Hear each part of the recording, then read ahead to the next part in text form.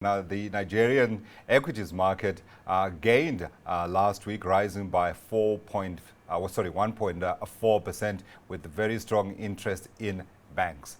Ebiere Fumudoh, the managing director of Norrenberger Securities, joins us to discuss expectations for this week. So that interest within the banking sector and that gain last week, so 1.4% being added to the valuation of the overall market. Where does that leave the market, Ebiere, in terms of overall valuation, and where do you see opportunities for this week?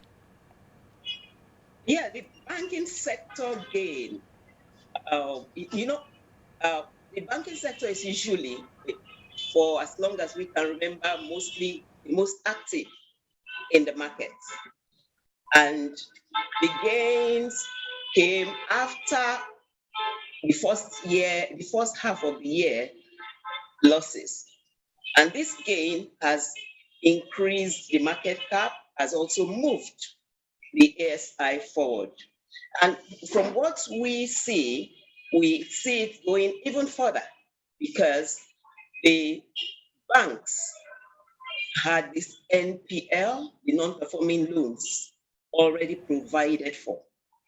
And with the oil sector, the crude oil price appreciating, we see them being able to recover some of the loans. And that's going to impact their bottom line directly. And so interest is returning to the banking sector. In the same vein, a number of the banks have very long history of dividend payouts. Right. And so they have loyal investors. Where does that leave overall valuations within the banking sector? Are we close to full value here, or you still see room for further gains? No, we're certainly not close to full value. I want your favorite. A lot of the banking stocks are yet to advance back to their 52-week high. Yes. Okay. They are yet to retrace back to the 52-week high. So we still see more value. Okay. And who are your favorites within the banking sector? You want me to say my favorites? Yes. Share with us. Okay. We are not saying anyone should buy. We're just saying this is where you're seeing value. Yeah, we already know. Access Bank has a lot of hidden value in there. It's been on an expansion project and program for a couple of years, even beyond the shores of Nigeria. And its dividend payout has not been as robust as investors would want. Yeah.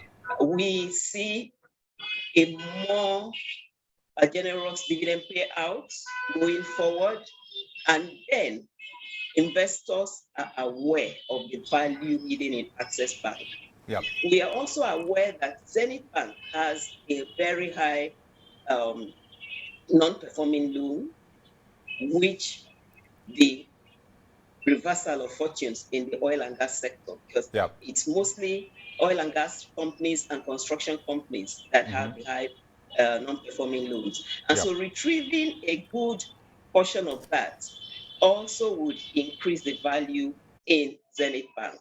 Yeah. Of course, we have GTCO, which has been a very well-managed bank over the years, but restructuring to a holding company of late kind of shook the ticker a bit, but we see the move now as though it's getting back to its place. Outside of banking, where do you see the closest interest? Because I see here last week we had the ICT index flat, and we also had, though, insurance and industrial goods gaining there. The ICT is a sector of interest. The NGX, you're aware, it got listed last week. NGX has been happy on attracting the fintech companies, more fintech companies into the sector. So it is a sector of interest, but it's still evolving.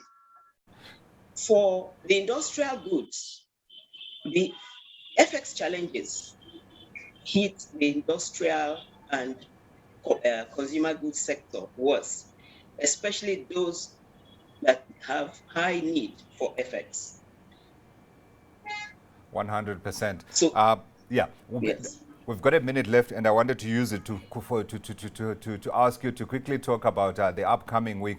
Are we likely to see the interest that we saw last week being sustained, especially given the fact that, as we said in the news, we are looking at a Brent crude price here of $85 a barrel?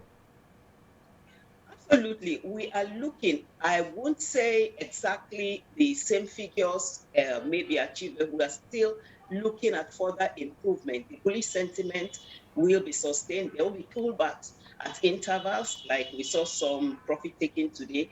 Yeah. We know there will be pullbacks at intervals, but the bullish sentiment will be sustained. That's our outlook.